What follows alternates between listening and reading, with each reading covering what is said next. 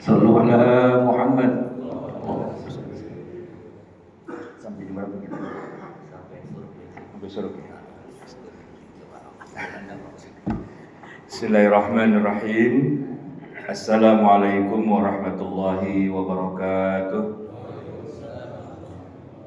Alhamdulillah wassalatu wassalamu ala Rasulillah Sayyidina wa maulana Muhammadin ibni Abdillah wa ala alihi wa sahbihi wa man tabi'ahu wa nasarahu wa wala wa ba'du.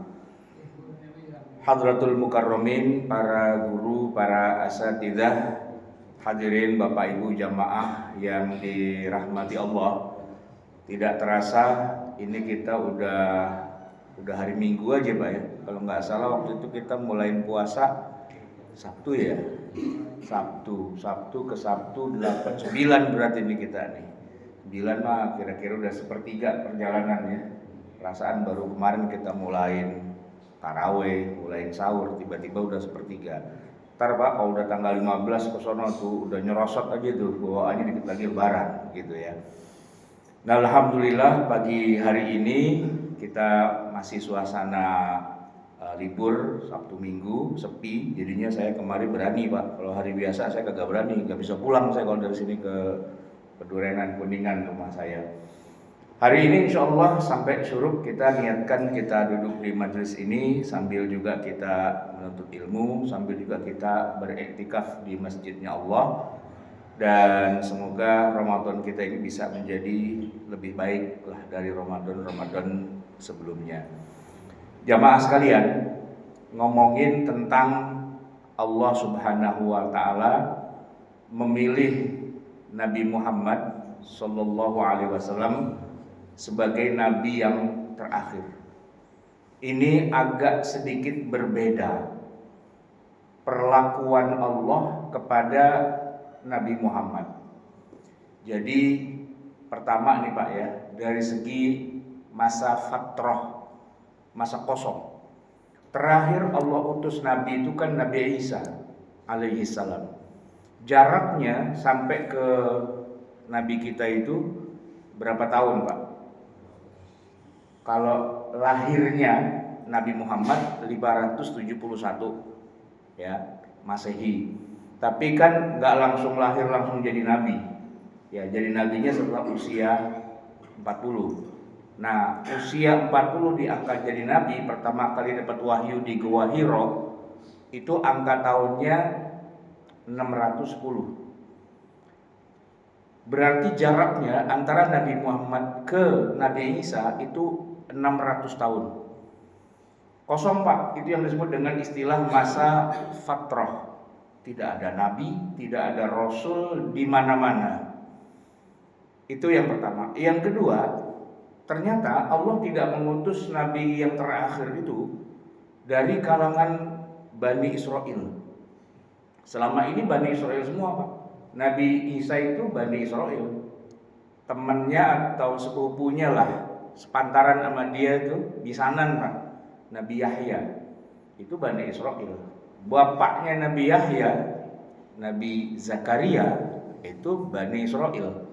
Jadi nabi-nabi emang adanya itu di daerah Bani Israel semua. Belum pernah ada nabi dari orang Arab.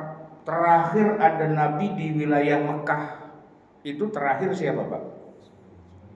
Nabi Ismail. Nabi Ismail. Tahun berapa? Nah kalau mengacu sejarawan diperkirakan, ini perkiraan doang. Sekedar buat gambaran aja. Kira-kira ya 2000-an tahun sebelum Masehi itu Nabi Ibrahim dan Nabi Ismail. Jadi kalau kita urutin dari Nabi Ismail atau Nabi Ibrahim lah ya berdua itu waktu membangun kembali Ka'bah sampai ke masa Nabi Isa 2000. Dari Isa ke Muhammad 600. Berarti kan 2600 tahun. Arab Mekah itu Pak nggak ada nabi. Nggak ada nabi.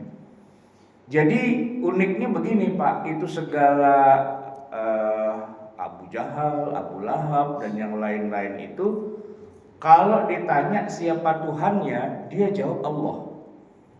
Siapa yang menciptakan alam semesta? Allah. Siapa yang ngasih rezeki? Allah. Siapa yang kamu sembah, Allah juga. Artinya dia beriman kepada Allah dalam batasan tertentu. Cuman yang jadi masalahnya adalah sambil dia nyembah Allah, nah itu berhala dia sembah juga. Itulah mereka disebut sebagai orang yang menyekutukan Allah alias musyrikin. Maka orang-orang Makkah itu bukannya tidak kenal Allah, bukannya tidak nyembah Allah, tapi sambil dia nyembah Allah, sambil juga dia nyembah bebatuan, begitu Pak. Nah sebenarnya kalau kita runut ke belakang, apa latar belakang orang Arab itu nyembah berhala? Kalau dihitung dari zaman Nabi Muhammad, sebenarnya belum terlalu lama.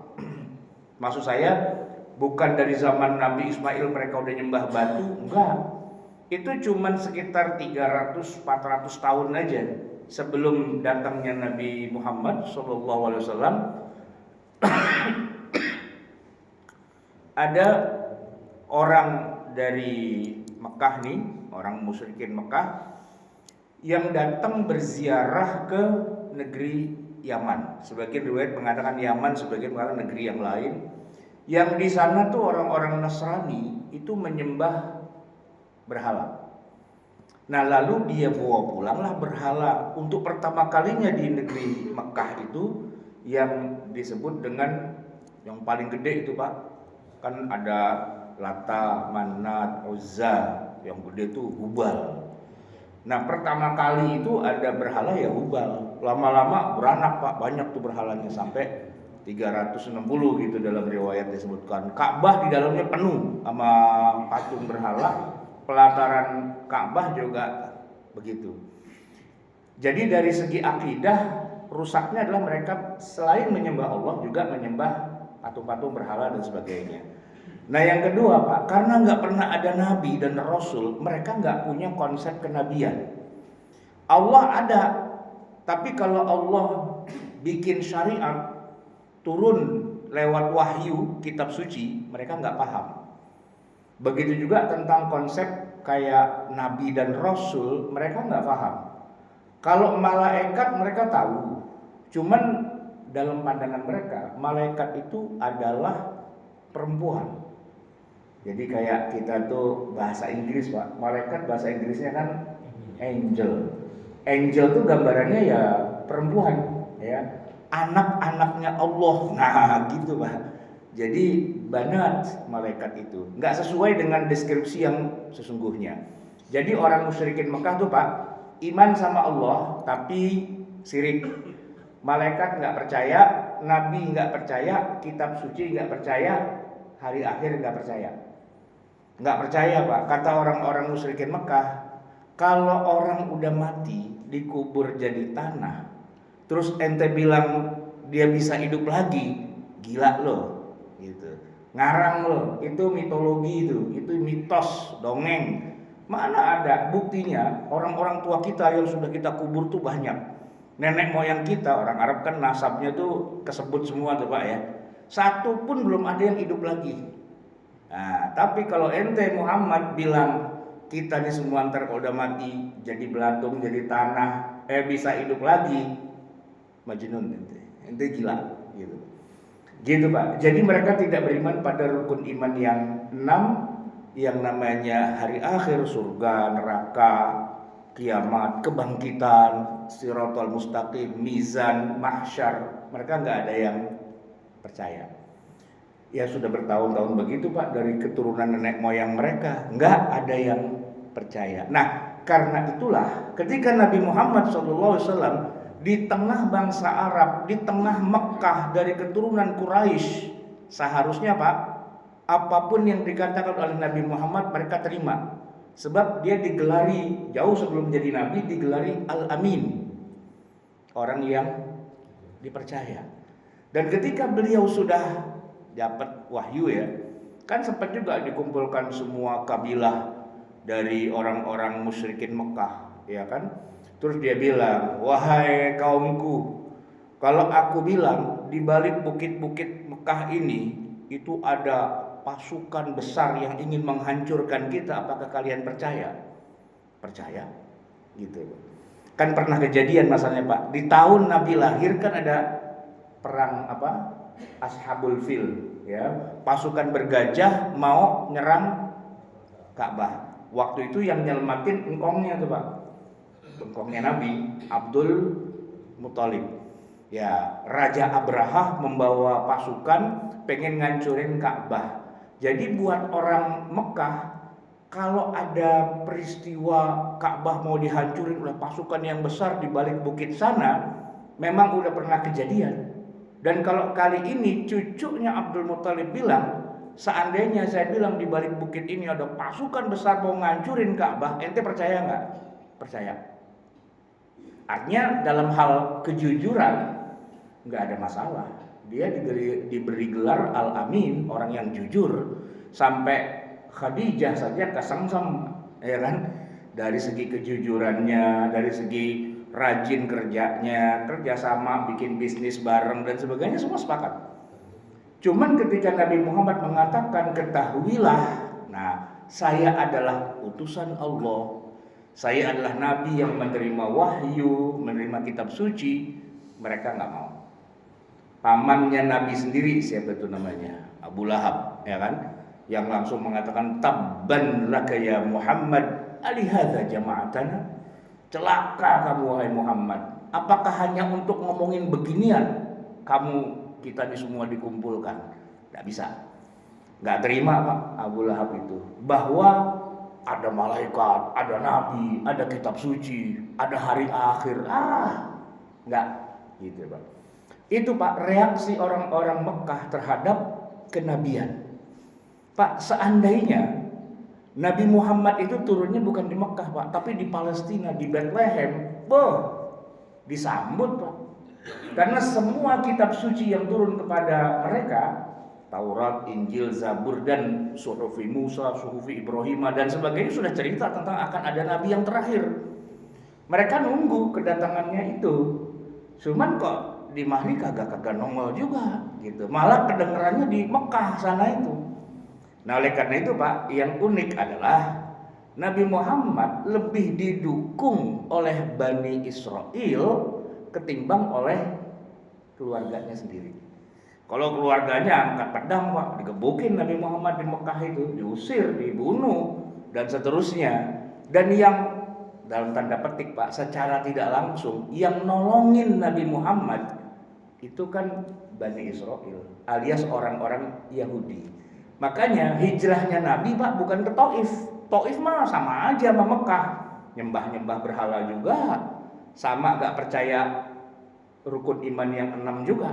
Nabi ke Taif belum juga ngapa-ngapain, udah disambitin, digebukin sampai hampir wafat Nabi di Taif itu kan.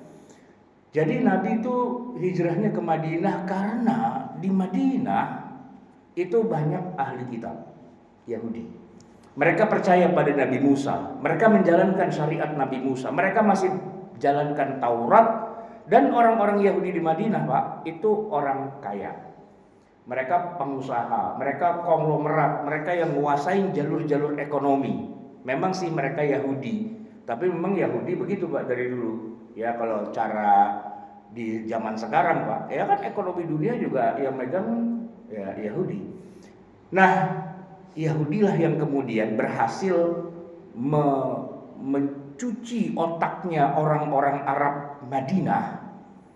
Madinah masih negeri Arab Pak, ya penduduk aslinya orang Arab gitu. Tapi kekuatan Yahudi itu kuat di Madinah. Mereka punya kekuatan ekonomi, politik, pengaruh dalam banyak hal, sampai bisa mempengaruhi cara berpikir orang Arab Madinah. Pak, orang Arab tuh tipikalnya nggak percaya pada agama samawi, nggak percaya pada hari akhir, nggak percaya pada Nabi, Rasul, kitab suci, nggak percaya. Tapi khusus Arab Madinah, mereka percaya. Kenapa? Gaulnya sama Yahudi. Jadi kalau dibilang akan ada Nabi yang turun, itu kecuali ya yang lain-lain lah, orang Arab Madinah itu percaya.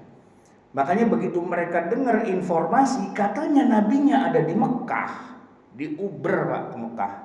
Karena kan setiap tahun ada event haji. Orang-orang Madinah ini ya berdasarkan ngaji sama orang Yahudi lah gitu ya. Dia nguber Pak, ke Mekah, jreng, ketemu sama Nabi Muhammad di Mina. Baca syahadat, masuk Islam, bayat. Ada bayat Aqobah 1 tahun ke-11, ada bayat Aqobah yang kedua tahun ke-12. Dan dalam bayat itu mereka bilang, negeri kami terbuka untuk Anda. Kalau Anda di sini digebukin, dimusuhin, diuber-uber dan sebagainya, ayo ke sini. Dan benar Pak, dan Nabi kemudian hijrahlah. Kemana? Ke Madinah. Kenapa orang Madinah tolak al-badru alaina? Dari mana dia tahu itu adalah Nabi dan sebagainya? Ya karena orang Yahudi yang ngajarin. Dan uniknya Pak, begitu Nabi sampai di Madinah, orang Yahudi langsung menyerahkan kepemimpinan yang tadinya mereka miliki kepada Nabi Muhammad. Dalam kata lain, mereka mengakui kenabian Muhammad. Mengakui Pak. Mengakui kenabian Muhammad. Sebagaimana mereka mengakui kenabian Musa, ya kan, nabi-nabi yang ada itu mereka akui. Hanya kan masalahnya Pak, ngaku-ngaku doang Nabi Musa, tapi ngelawan, ngelunjak, nggak ngerjain perintah dan sebagainya. Itu kan Yahudi kayak gitu Pak. Kalau Nabi Musa bangga dia, oh Nabi saya itu. Tapi kalau nggak kerjain perintahnya, itu lain lagi ceritanya, begitu Pak. Jadi sama Nabi Muhammad mereka respect dan mereka bikin perjanjian. Nabi Muhammad mewakili orang Mekah, kita sebut dengan istilah muhajirin, ya kan? Orang-orang Yahudi mewakili orang Madinah, plus orang Madinah asli yang masuk Islam disebut dengan Ansor. Itu semua bikin perjanjian yang kita kenal dengan istilah piagam Madinah. Pak, piagam Madinah itu kalau bahasa modernnya itu namanya konstitusi. Bahasa kitanya Pak. Jadi berdirinya sebuah negara berdasarkan sebuah konstitusi. Jadi unsur-unsur yang ada di tengah masyarakat yang saling berbeda, Arabnya itu ada dua, Arab Makkah, Arab Madinah. Arab Madinahnya sendiri Pak, itu ada dua, ada suku Aus dan suku Khazraj. Terus selain Arab Madinah ada juga Yahudi Madinah. Yahudi Madinahnya pecah tiga, Bani Qainuqa, Bani Nadir dan Bani Quraidah. Nah, Bani apa tuh? Ada tiga lah ya, banyak gitu ya. Semua kumpul jadi satu, bikin kesepakatan.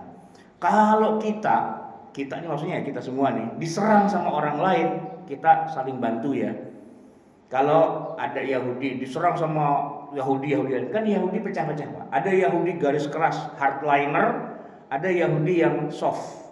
Nah Yahudi yang Madinah ini Pak, ini jalur Yahudi yang sebenarnya rada soft sebenarnya. Karena kalau kita lihat yang hardcore-nya, yang hardlinernya itu yang ada di Palestina, wah itu yang galak tuh Pak. Yang itu bisa kita dapat informasinya dari seorang Yahudi hardliner yang udah tobat sih, kebetulan dia tobat. Dia keluar dari Yahudi, pindah ke agama Kristen, namanya pendeta Buhairah. Ingat gak Pak nama Buhairah atau Bahirah? Itu Pak, waktu Nabi masih kecil, masih anak-anak, diajak sama pamannya Abu Thalib berniaga ke negeri Syam, mampir di suatu tempat namanya Buhairah. Di situ ada pendeta Kristen yang melihat tanda-tanda kenabian Muhammad, lalu dia bilang apa? Ini kalau sampai tes.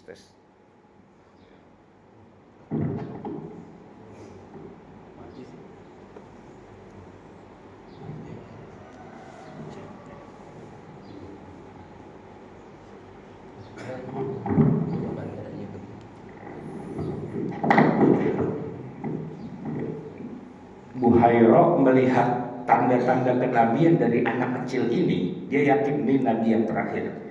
Tapi kalau sampai ke Baitul Maqdis, ke negeri Syam yang banyak orang Yahudinya, pasti dibunuh. Kenapa dia tahu pasti dibunuh? Karena dia mantannya mereka. Nah kalau ketemu kayak gini kita bunuh aja gitu. Itu Yahudi hardliner yang ada di negeri Syam. Tapi kalau Yahudi yang ada di Madinah itu yang soft.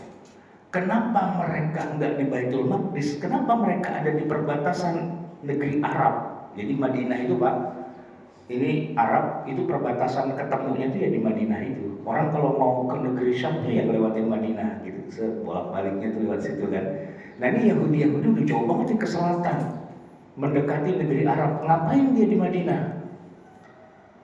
Nyambut kedatangan Nabi Muhammad. Jadi ya mereka termasuk Yahudi yang sebenarnya siap untuk ketemu dengan Nabi Muhammad dan ketemu betulan dan bikin perjanjian. Nah, apalagi Nabi Muhammad SAW karena dia Nabi yang mewakili semua Nabi dan Rasul, keterkaitan agama yang dibawa Nabi kita dengan Nabi Musa, Nabi Isa, Nabi itu kuat banget keterkaitannya. Contoh Pak, begitu Nabi sampai di Madinah, kan bikin masjid Nabawi, ya kan? Nah itu Pak, bangunannya, arah kiblatnya itu Baitul Maqdis. Baitul Maqdis. Ketika Nabi berjamaah gotong royong bikin masjid Nabawi pertama kali, kiblatnya ke sana. Sebelum nanti ada perintah untuk diarahkan ke Mekah. Jadi orang Yahudi bilang, wah benar ini memang Nabi yang dimaksud tuh, lihat sholatnya aja nggak ada ke Baitul Maqdis. Yang kedua, waktu itu kan waktu Nabi hijrah belum ada perintah puasa Ramadan Pak. Tapi Nabi kita ikut puasa sebagaimana puasanya orang-orang Yahudi. Puasanya tanggal 10 Muharram. Kan Nabi tanya, kalian 10 Muharram puasain apaan? Wah itu ceritanya zaman dulu Nabi Musa. Gimana? Dulu waktu Nabi Musa Allah selamatkan dari kejaran bala tentara Firaun, itu lautnya ngebelah, ya kan? Nabi Musa lewat dengan pengikutnya, terus Firaun ngejar, terus tenggelam. Nah itu 10 Muharram. Nah sejak itu Nabi Musa ngajarin tiap 10 Muharram kita puasa, syukuran atas dimenangkannya kita dari kejaran Firaun. Sampai sekarang kita puasa 10 Muharram. Apa kata Nabi? Kalau gitu saya juga ikut puasa 10 Muharram. Sip, teman kita nih berarti ya. Jadi orang Yahudi itu percaya dan beriman kepada Nabi Muhammad paling tidak untuk saat itu. Saat itu dia percaya. Nah maka mereka angkatlah Nabi Muhammad sebagai pemimpin di Madinah. Dan sebagai pemimpin wajib menjalankan hukum Allah.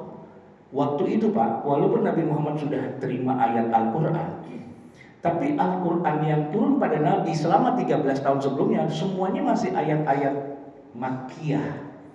Belum ada hukum potong tangan, rajam, kisos, itu belum ada di Al-Qurannya, belum turun gitu ayatnya. Nah hukum yang sudah ada turun dari Allah sebelumnya kepada Nabi Musa. Wah itu udah ribuan tahun yang lalu, ada di Taurat. Jadi Nabi Muhammad jadi pemimpin di Madinah, dikasihlah Taurat. Ini hukum Allah. Jadi Anda jadi hakim di Madinah, jalankan perintah Allah yang ada di Taurat, karena di Quran belum ada. Itu Pak, Quran sendiri yang mengkonfirmasi. Bunyi ayatnya di Al-Maidah 44, 45, 47. Wa man lam yahkum bima anzalallahu fa ulaika humul kafirun.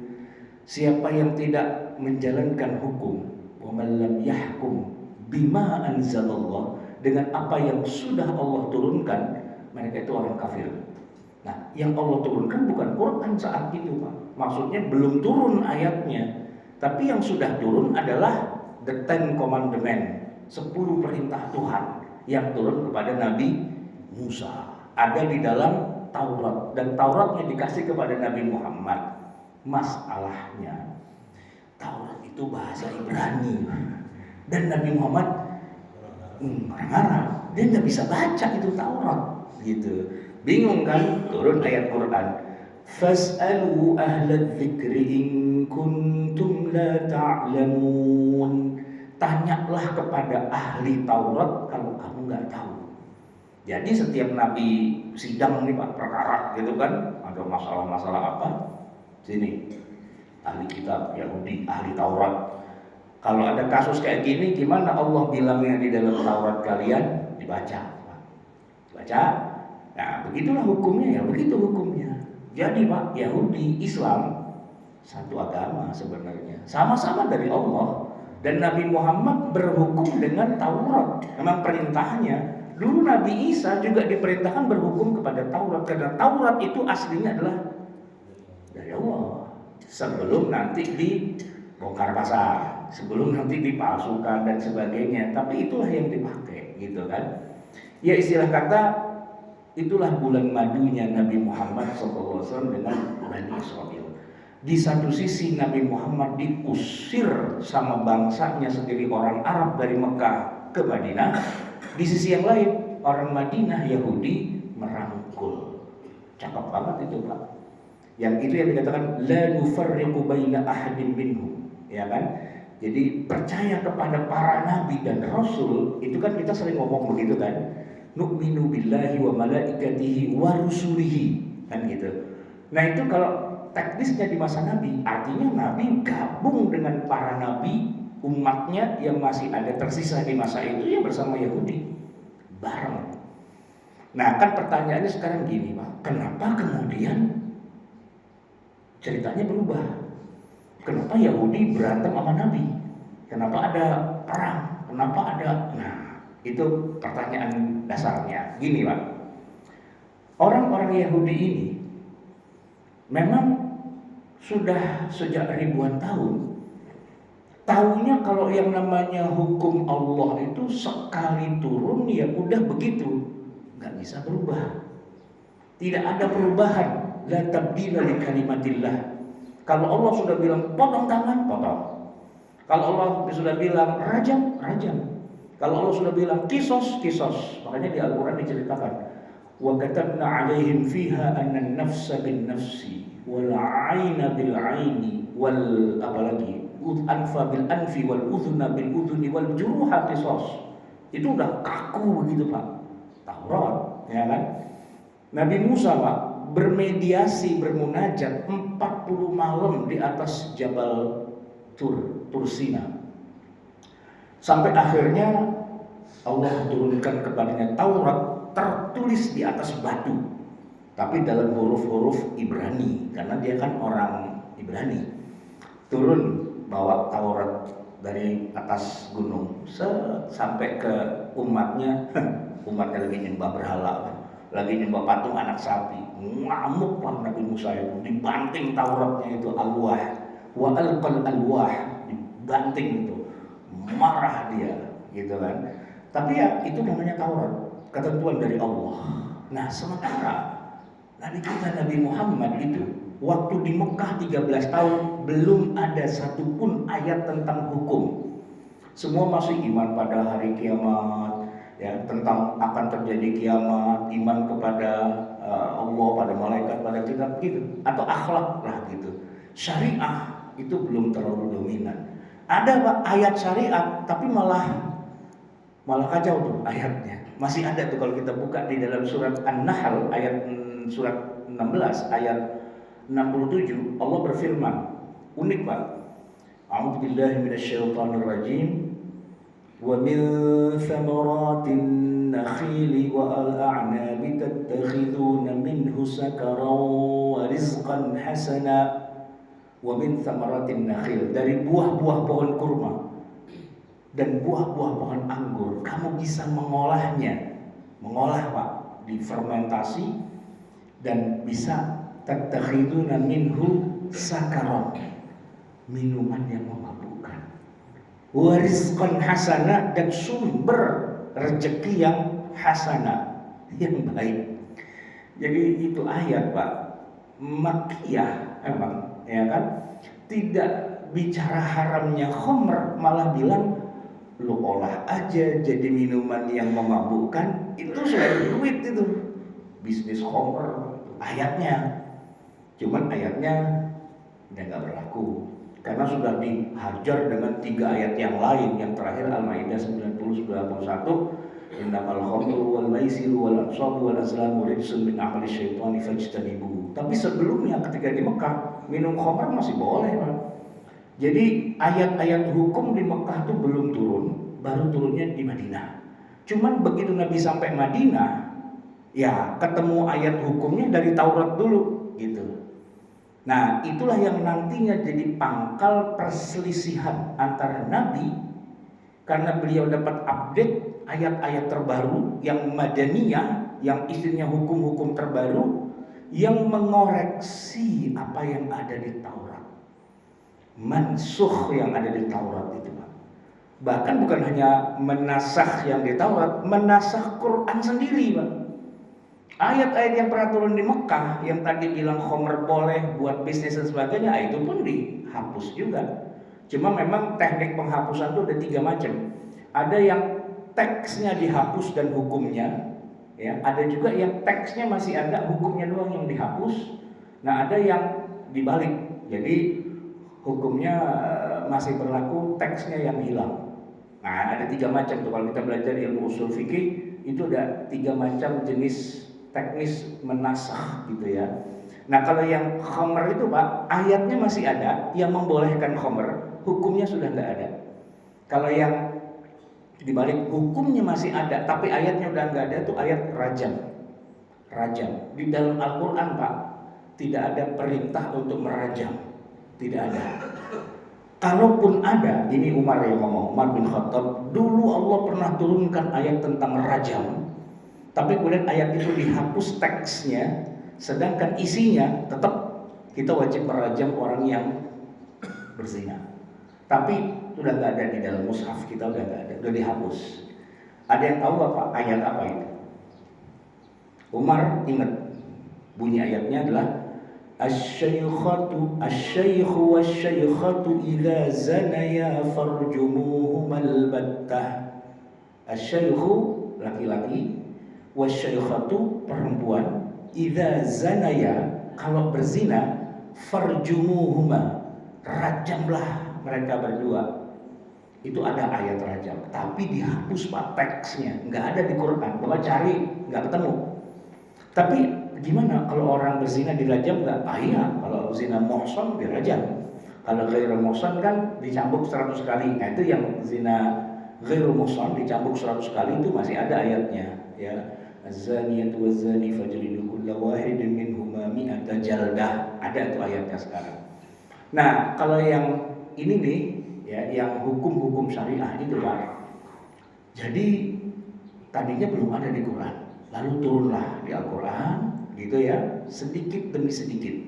Mulainya yang pertama eventnya adalah pemindahan kiblat.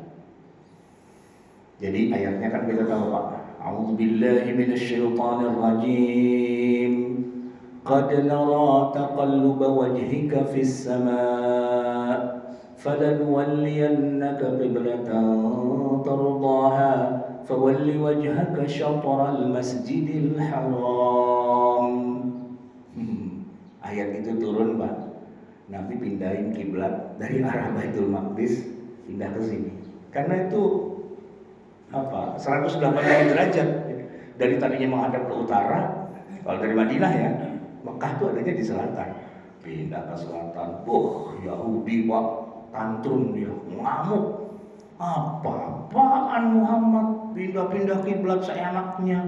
Dari dulu yang namanya kiblat mah Baitul Maqdis. Sebutin semua nabi yang kiblatnya bukan Baitul Maqdis, yang mana? Nah, Nabi Muhammad tiba-tiba mindahin kiblat ke Ka'bah.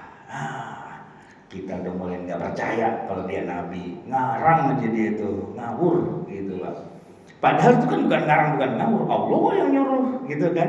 Nah, kalau lu percaya bahwa saya nabi, ya kan, ini yang ngomong Allah nih, suruh pindahin. Kenapa lu jadi keki? Harus kan ikut aja. Tapi Yahudi nggak bisa. Dalam pandangan mereka, masa Allah pelin-pelan, semua nabi disuruh kiblatnya ke sono. Nah, giliran lu kenapa pindah kemari? Kemarin juga lu masih kemari, dia bilang ke sono. Itu kenapa punya Tuhan yang pelin-pelan? Gitu, Pak, orang Yahudi nggak terima. Nah, makanya kalangan yang paling anti dengan nasakh mansukh dalam hukum-hukum syariah, Yahudi. Anti itu, Pak. Di tengah kita umat Islam juga ada, Pak, yang nggak paham-paham juga bahwa ayat itu mansukh. Nggak bisa. Allah kalau nurunin hukum sekali gitu ya gitu udah. Kagak ngaji dia berarti. Nggak belajar ilmu usul fikih. Kenapa? Karena ayat-ayat yang mansukh itu ada. Awalnya Allah turunkan begini, besoknya ganti lagi, besoknya ganti lagi selama 23 tahun.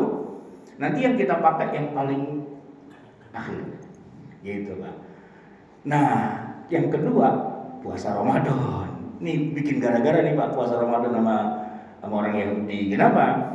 Orang tadinya Nabi puasanya tanggal berapa tadi? 10 Muharram. Tiba-tiba ayatnya turun. Syahrul Ramadan alladzi unzila fihi al-Qur'an hudan lin-nasi wa bayyinatin minal huda wal furqan. Faman syahida minkum asy-syahra falyasum. Tiba-tiba Nabi Muhammad puasanya jadi Ramadan. Sebenarnya Nabi nggak meninggalin yang 10 Muharram, enggak, tetap dia puasa. Cuman ini syariat puasa Ramadan itu di Yahudi nggak dijalanin, Pak. Mungkin dulu-dulunya mereka pernah ada, tapi yang mereka kerjakan cuma yang 10 Muharram doang. Turunlah ayat Quran, puasa Ramadan, kita puasa Ramadan. Tuh Yahudinya Pak tantrum, ngamuk lagi. Udah sholat lu pindahin kiblat, sekarang lu bikin puasa sendiri. Mau jadi apa lu? Nah begitu. Itu yang membuat asal muasalnya Yahudi nggak bisa lagi berjalan beriringan dengan Nabi Muhammad. Karena Nabi Muhammad dianggap memisahkan diri dari Taurat. Karena dianggap ya Nabi Muhammad punya kepentingan pribadi. Itu yang pindah kiblat Pak. Mereka bilang, Al-Quran cerita pada kita, saya qulu sufaha'u minan nasi ma wallahum an qiblatihim allati kanu 'alaiha. Orang-orang yang bodoh itu, Al-Quran nyebut Yahudi itu bodoh, nggak ngerti lu ceritanya. Saya qulu sufaha, orang-orang yang bodoh Yahudi itu kan pasti akan bilang begini, ma wallahum an qiblatihim allati kanu 'alaiha. Apa yang membuat kamu berpindah kiblat dari yang sebelumnya ke sono, kenapa jadi ke sini? Kata Yahudi, lu kangen ya sama kampung halaman lu ya, pengennya kalau sholat nggak ada Mekah mulu ya, gitu. Kata Nabi, nah, ya kalau masalah kangen nih kangen lah, namanya juga kampung halaman, masqat ra'sihi gitu ya. Tapi ini masalah bukan masalah kangen apa enggak kangen, karena Allah perintahkan fawalli wajhaka syatral masjidil haram, dan itu Allah. Ya kan, kalau ente percaya saya nabi, saya sampaikan apa yang dari Allah. Kenapa lu pada keki? Itu Pak. Nah itu Pak, mulai itu pecah kongsi. Kemesraan ini terpaksa harus berlalu. Nah, gitu. Sedikit demi sedikit Yahudi mulai bikin jarak. Ya, sebagian dari Yahudi ada juga Pak yang ya sudah, kalau emang begitu lu gua ada tuh Pak ya. Tapi kebanyakannya Yahudi yang di Madinah itu nggak terima Pak. Dia memang nggak bisa melawan Nabi Muhammad secara face to face, head to head, nggak siap. Tapi dia bermain di belakang. Nah, pengkhianatan demi pengkhianatan itu mulai dimainkan.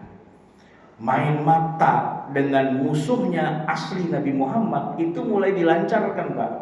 Prinsipnya kayak zaman sekarang kata Napoleon, enemy of my enemy is my friend. Nah, Muhammad musuhnya orang Mekah, kita deketin orang Mekah, ayo lu hajar terus, ini gua kasih duit, gitu Pak. Itu Pak, perang Khandaq tahun kelima, bohirnya tuh Yahudi. Perang Khandaq tahun kelima, bohirnya Yahudi. Sebenarnya Abu Sufyan di Mekah itu udah males ngadepin Nabi Muhammad karena perang Badar kalah. Perang Uhud ya cuma balas dendam sebentar doang. Setelah Badar dan Uhud kata Abu Sufyan, "Udah, kita Muhammadnya juga udah gak ada di sini, ngapain lagi sih pada ributin itu, udah di sono no, udah nggak usah ngeributin lagi kita." Gitu. Makanya Pak, perang Badar tahun kedua, perang Uhud tahun ketiga, tahun keempat perang Pak, udah nggak ada perang lagi ngelawan Muhammad. Udah dah dia kita, yang penting kita aman di Mekah, nggak ada lagi yang ngaku-ngaku nabi apa segala macam. Dia udah pindah ke sono. Orang Madinah Yahudi Pak datang ke Mekah. Perang loh, no, gitu. Ini duitnya, ada duitnya Pak. Kalau nggak ada duitnya susah Pak. Tapi karena ada duitnya kan. Cuman kata Abu Sufyan, gini ya, kita nih personal udah tinggal dikit. Paling juga kalau dikumpul-kumpul paling 4.000 orang. Nah Muhammad pasukannya makin banyak itu. Tenang kata Yahudi, duit masih banyak, kumpulin aja loh orang-orang Arab yang tinggal di suku-suku pedalaman, yang pada musyrik, yang pada nggak suka sama Nabi, ayo kita bayar. Terkumpul Pak 10.000 pasukan. Bohirnya, cukongnya itu Yahudi Madinah. Nabi kaget Pak, dari mana tuh orang-orang Arab ujuk-ujuk ngepung Madinah? Bukannya dia udah capek perang, tiba-tiba Madinah dikepung, gitu kan? Nabi nggak nyambung tuh, siapa yang ngasih duit itu belum kepikir.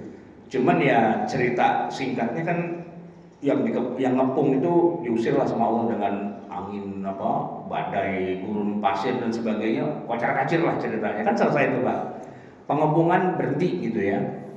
Waktu Nabi pulang mau meletakkan senjata, tiba-tiba Jibril datang. Siapa suruh meletakkan senjata? Ya, orang musuhnya udah pada pulang, mau ngapain kita? Gitu. Kami para malaikat belum meletakkan senjata. Perang masih berlangsung. Hah? Bukannya udah pada bubar? Iya, ngono bubar. Bohirnya belum kita habisin. Siapa? Bani Quraidah, Yahudi Bani Quraidah. Itu biang keroknya. Itu yang nyebarin duit kemana-mana, yang ngepung kamu dan sebagainya. Sekarang juga angkat senjata, kumpulkan pasukanmu, perang ke Bani Quraidah. Perangkat Pak Bani Quraidah, dikepung Yahudi itu Pak. Kepung, berapa lama itu Yahudi nggak bisa makan, nggak bisa minum apa, mereka akhirnya nyerah. Pak, nyerah itu kan Bani Quraidah ikut perjanjian sama Nabi. Harusnya kan membela negara gitu loh. Dia berkhianat, main mata sama orang kafir, terus kemudian akhirnya Nabi dikepung. Ini dia biang keroknya. Digelar Pak sidang militer, iyalah mahkamah militer. Nah di situ ditentukan kalian adalah pengkhianat bangsa, dan hukumannya cuma satu, hukuman mati. 900 Bani Quraidah Pak sembelih lehernya, caburin lobang, tenggelam. Lubang buaya cuma 7 Pak, ya jenderal yang dipendam. Nabi Pak memendam itu 900 nyawa Yahudi Bani Quraidah, pengkhianat bangsa. Sampai segitunya Pak mereka itu berkhianatnya. Padahal kan aturan baik-baik aja. Ngapain lo pakai ngajak orang kafir lo memusuhin Nabi Muhammad, nggak berani ngadepin sendiri, emang dasar munafik. Nah itu Pak. Jadi permusuhan Nabi sama Yahudi itu keras. Jadi ada 3 tadi kan klien saya bilang, ada Bani Nadir, Bani Qainuqa gitu ya. Itu sedikit demi sedikit mereka ditumpas, dikeluarkan dari Madinah.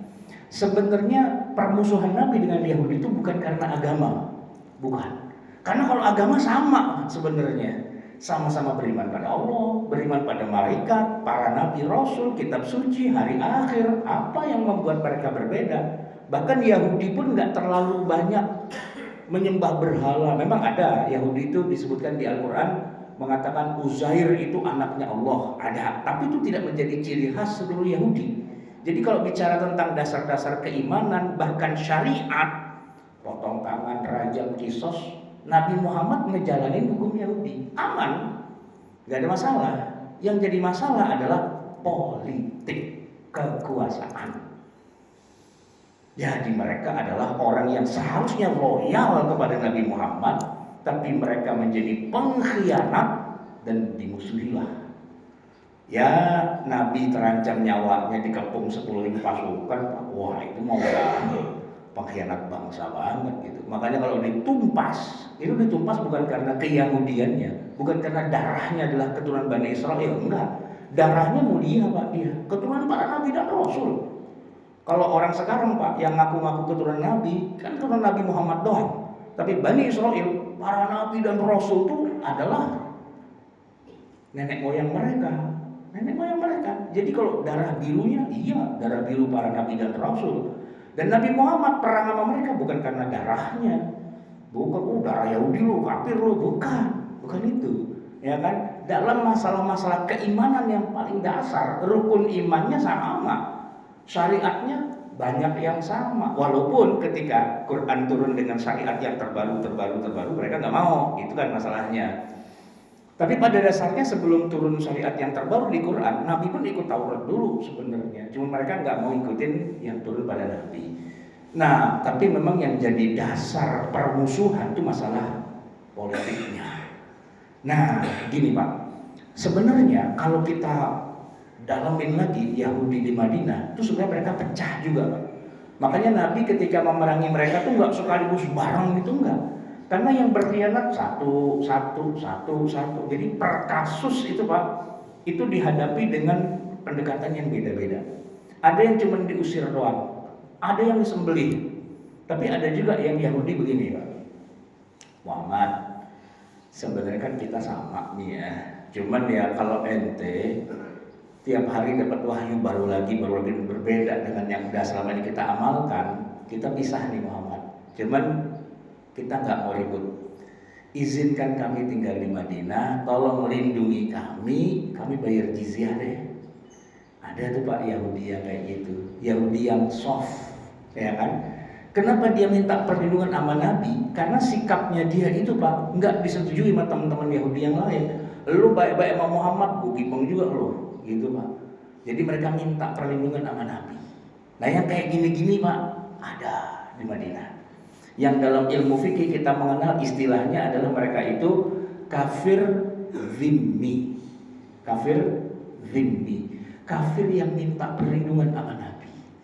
Kita nggak sama nih ya dalam masalah agama, kita tetap pakai Taurat, nggak mau pakai Quran. Cuman kita nggak mau ribut, jadi kita pengen hidup damai. Tolong lindungi kami bayar jizyah, gitu. Jadi Yahudi Pak pecah 3 tuh Pak paling tidak, ya. Ada yang kafir dan memerangi Nabi, itu dihabisin sama Nabi, ya kan? Ada yang tadi yang kafir tapi mau damai, ya kan? Itu yang disebut dengan kafir zimmi dan Nabi melindungi mereka. Ada satu lagi ya Pak, tapi dikit banget masuk Islam, baca syahadat. Contohnya Abdullah bin Salam, Ka'ab al-Ahbar. Ada lagi satu perempuan namanya Sofiyah binti Huyai al-Akhtab, itu putri dari kepala suku yang kepala sukunya dibunuh sama Nabi. Putrinya Pak masuk Islam dan dinikahi oleh Nabi menjadi Sayyidatina Sofiyah radhiyallahu anha. Kita nyebut dia itu Pak, Yahudi itu Pak, tulen. Yahudi bapaknya kafir tengik itu Pak, tapi dianya masuk Islam dan dinikahi oleh Nabi. Dan kita kalau manggil Sofiyah, Sayyidatina Sofiyah radhiyallahu anha, termasuk istri-istri Nabi yang berapa tuh Pak? 11 gitu Pak. Yahudi dia itu, ya kan? So berarti Yahudi yang masuk Islam ada dan pada jadi orang hebat juga di dalam dunia Islam. Kita Pak kalau baca Al-Quran cerita tentang Fir'aun, cerita tentang Nabi Yusuf, cerita tentang umat-umat terdahulu, itu kan umatnya Yahudi. Nah kalau udah kayak gitu Pak, para sahabat diam aja. Kenapa? Nggak tahu Yusuf siapa Yusuf. Kan bukan legendanya orang Arab, ya kan? Fir'aun siapa? Nah ketika Ka'ab al-Ahbar, Abdullah bin Salam masuk Islam, turun ayat tentang cerita nabi-nabi mereka umat terdahulu. Oh dia, saya tahu dia tuh ini cerita. Pak, Nabi Yusuf nikahnya masih apa Pak? Ada yang tahu nggak? Zulaikha. Siapa yang bilang Zulaikha? Yahudi yang masuk Islam, karena itu legenda mereka, gitu Pak.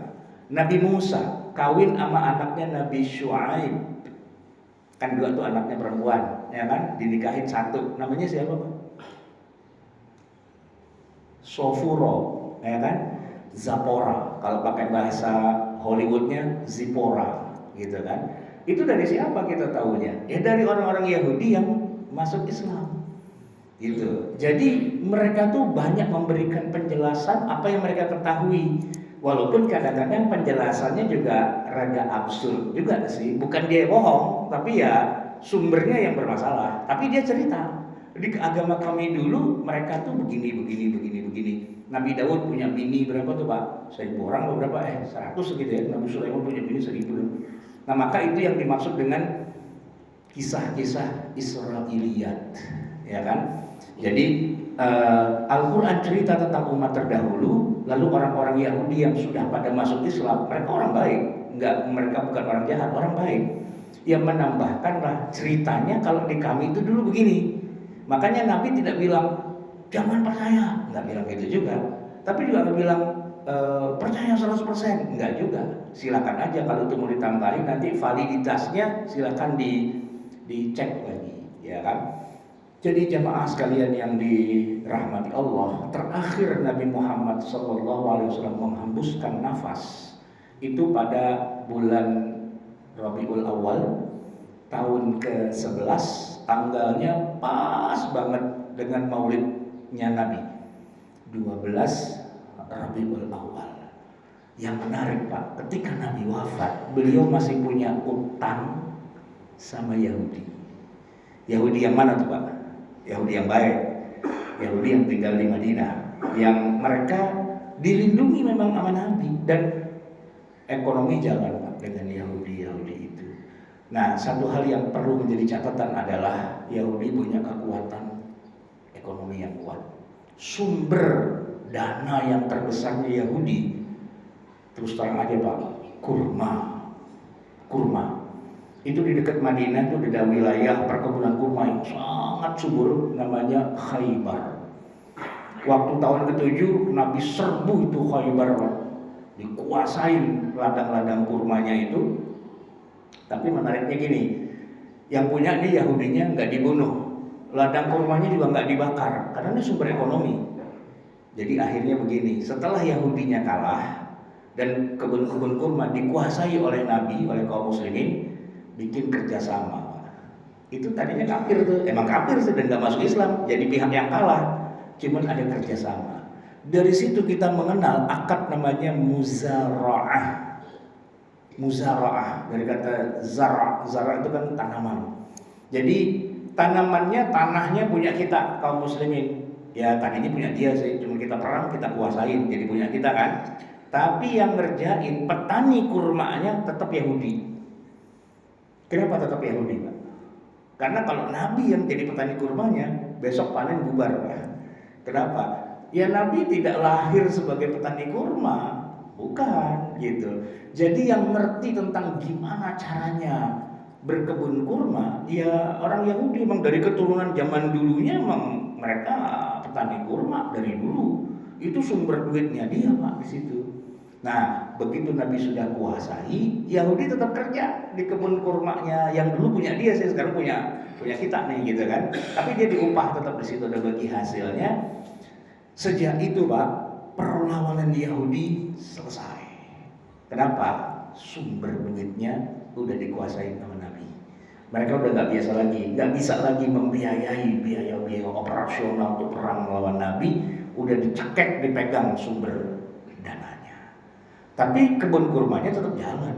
Petaninya tetap orang Yahudi, cuman di bawah hegemoni kaum muslimin, gitu Pak. Jadi ya perangnya tidak melahirkan pembunuhan kayak yang model Bani Quraidah. Kalau Bani Quraidah itu pengkhianat, dia langsung pengkhianatnya. Kalau yang Khaybar enggak, itu cuma dikuasai saja, tanahnya milik kaum muslimin, duitnya ngalir ke kantongnya kaum muslimin, pekerjanya tetap orang-orang Yahudi gitu. Dan Nabi pernah mengatakan begini, antum a'lamu bi umuri dunyakum. Kalian lebih mengerti urusan dunia kalian. Skill bertanam kurma itu memang adanya di mereka. Maka Bapak jangan heran ada kurma dari Israel, jangan heran, emang dia jagonya kurma gitu. Walaupun di kita juga ya ada juga orang Arab yang jago kurma. Kurma itu bukan makanan orang Arab aja Pak, orang Palestina makan kurma. Pak tahu nggak Nabi Isa lahirnya di bawah pohon apaan? Pohon kurma, bukan pohon durian, bukan. Pohon kurma gitu. Wa huzzi ilaiki bi jiz'in nakhlati tusaqit 'alaiki rutaban janiyya.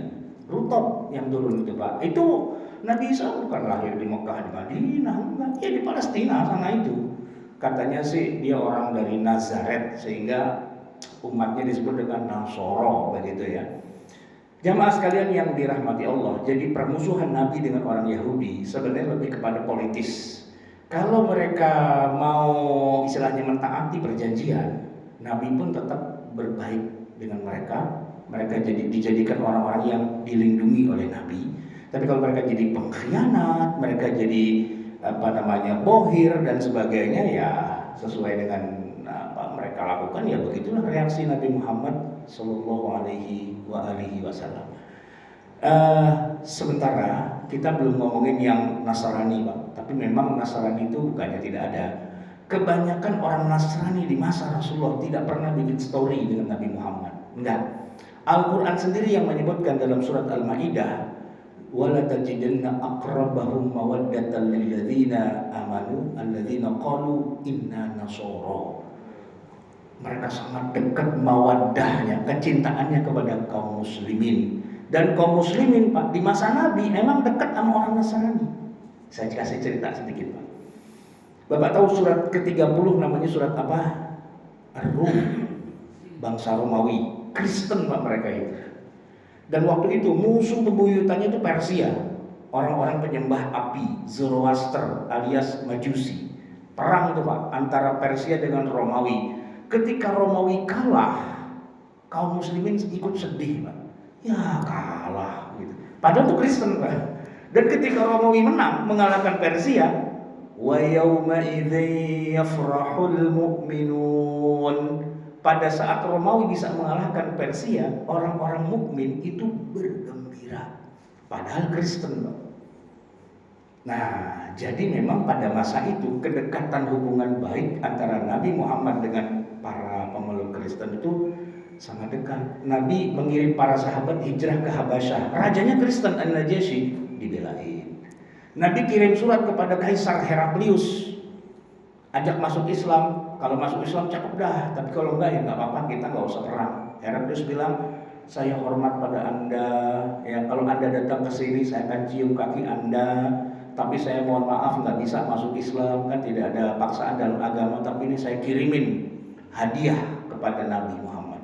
Pak, Nabi itu ngirim surat kepada Kaisar Heraklius.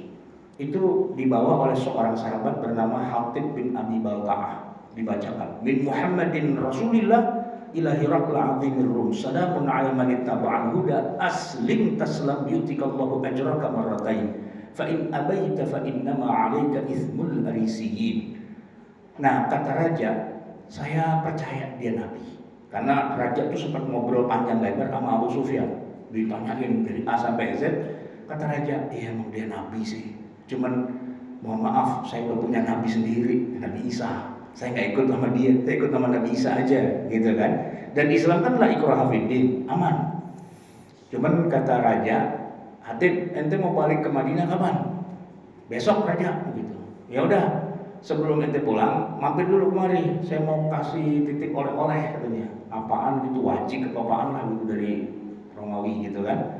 Itu Pak, emas, permata, apa segala macam. Termasuk salah satunya adalah hewan yang hanya ada di Romawi, tidak ada di Arab. Namanya bighal, perkawinan antara keledai dengan kuda. Itu Pak, Nabi Muhammad satu-satunya orang yang punya kendaraan impor dari Romawi, hadiah langsung dari Raja Romawi, bighal gitu.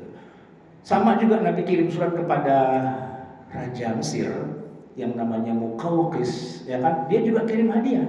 Salah satu hadiahnya adalah seorang budak, dua sih sebenarnya, yaitu Maria Al-Qibtiyah dengan adiknya yang bernama Sirin. Tapi oleh Nabi cuma Maria aja yang Sirin dikasih kepada sahabatnya Al-Hasan bin Sabit. Nah oleh Nabi Pak, ini Maria kan Kristen gitu, masuk Islam sih dia. Kemudian Nabi punya anak Pak dari Maria, namanya siapa? Ibrahim gitu.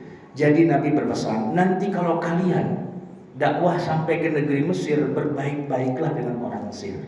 Kenapa? Karena itu negeri ibu kalian. Amr bin As di zaman Umar Pak datang ke Mesir itu Pak, ingat banget Nabi bilang baik-baik sama orang Mesir gitu. Maka sampai di Mesir dia nggak berani Pak coel-coel gereja, kagak berani gitu. Bahkan kalau ada gereja rusak benerin gitu. Saya masih ingat Pak, almarhum Kiai Haji Jainuddin MZ pernah ceramah tuh Pak. Suatu hari Amr bin As dengar kabar patung Bunda Maria hidungnya gompal katanya gitu. Panggil PUPR, langsung beresin tuh hidung, kalau perlu dimancungin lagi dikit biar cakep gitu kan. Nah begitu. Jadi hubungan Nabi dengan orang-orang Nasrani kalau di masa beliau itu erat, sangat dekat. Dengan Yahudi, nah macam-macam. Ada yang dekat, ada yang ribut, ada yang masuk Islam, ada yang dibunuh dan sebagainya. Jadi membaca sejarah Nabi dengan para umat-umat terdahulu itu memang harus komplit gitu. Dia tidak hitam putih. Karena orang kafir musyrikin yang tadinya ngusir Nabi tahun ke-8 Hijriah kan terjadi Fatu Mekah dan pada masuk Islam. Dan mereka berbondong-bondong antri di 2 tahun terakhir kehidupan Nabi. Kafir-kafir Mekah itu Pak semuanya antri. Ya, Allah menyebutkan dalam kisahnya, "Idza jaa nasrullahi wal fathu wa ra'aitan nasa yadkhuluna fi dinillahi afwaja." Ngantri Pak. mau baca syahadat. Itu di tahun-tahun terakhir. Jadi jamaah sekalian, setelah 1400 tahun kemudian, ini kita nih Pak. Kita bukan orang Arab Pak, kita bukan orang Quraisy, kita bukan orang Makkah, kita bukan orang Madinah, kita orang Jawa Pak. Itu orang jauh di sini. Tapi kita memeluk agama Nabi Muhammad SAW. Islam diedarkan di Indonesia dengan sangat damainya, perlahan-lahan tapi pasti, dan alhamdulillah Pak. Seandainya Nabi Muhammad hidup hari ini Pak, dia akan kaget. Kenapa? Terbesar di dunia umatnya adalah Indonesia. Terbesar di dunia. Nomor 2 baru Pakistan, India, yang lain-lain. Tapi terbesar di dunia adalah Indonesia. Padahal kita ngomong Arab kagak bisa, baca Quran kagak lancar, boro-boro ngerti enggak Pak. Kemarin saya ikut sholat tahajud, imamnya Pak baca Quran, mantap banget. Orang pada nangis Pak semasjid. Saya sebenarnya kagak mau nangis, saya kan di belakangnya imam. Awalnya saya kagak nangis, cuman karena kanan nangis, kiri nangis, pada nangis semua. Saya mikir, aduh masa saya kagak nangis sih, kagak enak juga gitu kan. Nangis Pak. Pas lagi sahur itu kan sholat tahajud, pas lagi sahur imamnya saya deketin. Ya kan, kita makan berdua. Saya bilang, tadi luar biasa tuh imam, apa? Orang nangis semua katanya. Emang tuh cerita tentang apa sih gitu? Apa kata dia sambil makan? Tahu, mana gua tahu apa isinya, nangis-nangis aja. Nangisnya kenceng banget tadi gitu. Ya gua tahu, gua nangis aja Pak. Hebat nggak Pak orang Islam di Indonesia Pak? Kagak ngerti isi Quran tapi dibacain nangis, tuh kan? Canggih banget tuh. Nabi aja bingung, kok bisa nangis itu? Ya udah Pak, ini jam segini Pak. Bapak enak dengerin saya, aus nih Pak. Cukup deh ya, kita tutup dengan doa ya. Bismillahirrahmanirrahim. Alhamdulillahirabbil alamin, hamdan yuwafi ni'amahu yukafi'u mazidah. Ya Rabbana lakal hamdu wa lakal syukru kama yanbaghi li jalali wajhika wa li 'azimi sultanik. Allahumma shalli wa sallim wa barik ala sayyidina Muhammad wa ala ali sayyidina Muhammad. Rabbana zalamna anfusana wa illam taghfir lana wa tarhamna lanakunanna minal khasirin. Rabbana amanna bima anzalta wa taba'na ar-rasul faktubna ma'asy syahidin. Rabbana la tuzigh qulubana ba'da idh hadaytana wa hab lana min ladunka rahmah innaka antal wahhab. Rabbana atina fid dunya hasanah wa fil akhirati hasanah wa qina adzaban nar. Sallallahu alaihi wasallam Muhammadin wa ala alihi wa sallam. Subhana rabbika rabbil izzati amma yasifun wa salamun alal mursalin walhamdulillahi rabbil alamin. Assalamualaikum warahmatullahi wabarakatuh. Assalamualaikum warahmatullahi wabarakatuh. Terima kasih atas ilmunya, sejarah